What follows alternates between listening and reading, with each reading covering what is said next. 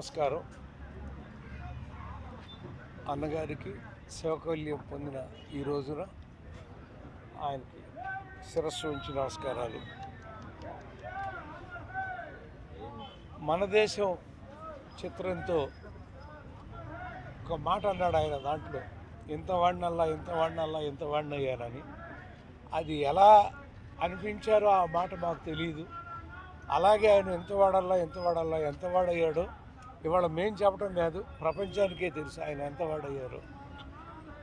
అటువంటి మహానుభావుడి యొక్క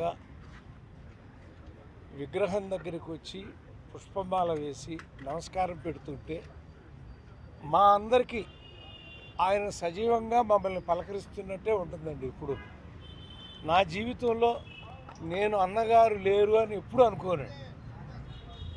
నా పడగదిలో గుమ్మంలో పైకి వెళ్తాంటే మెట్ల దగ్గర ఆయన ఫోటో ఉంటానే ఉంటుంది.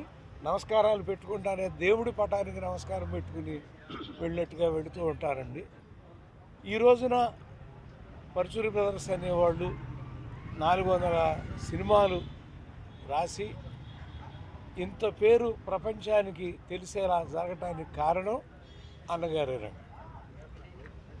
ఆయన చండశాసనుడు అనే సినిమా,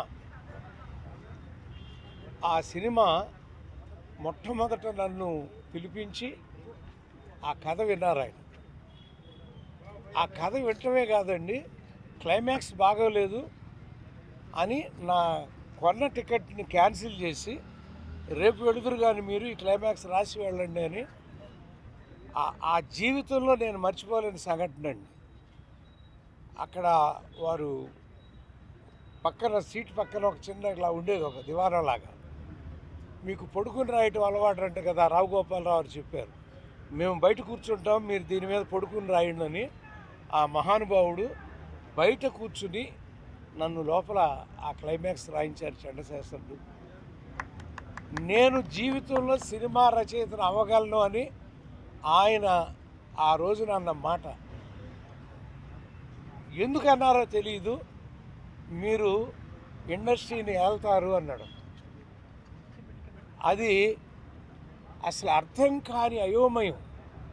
మొదటి సినిమా రాస్తున్నాం, మమ్మల్ని ఎంత మాట అన్నారేంటని. మరి 400 సినిమాలు రాయగలిగామంటే ఆ దైవం యొక్క ఆశీస్సులే. ఎందుకంటే నేనేనాడు ఆ రోజు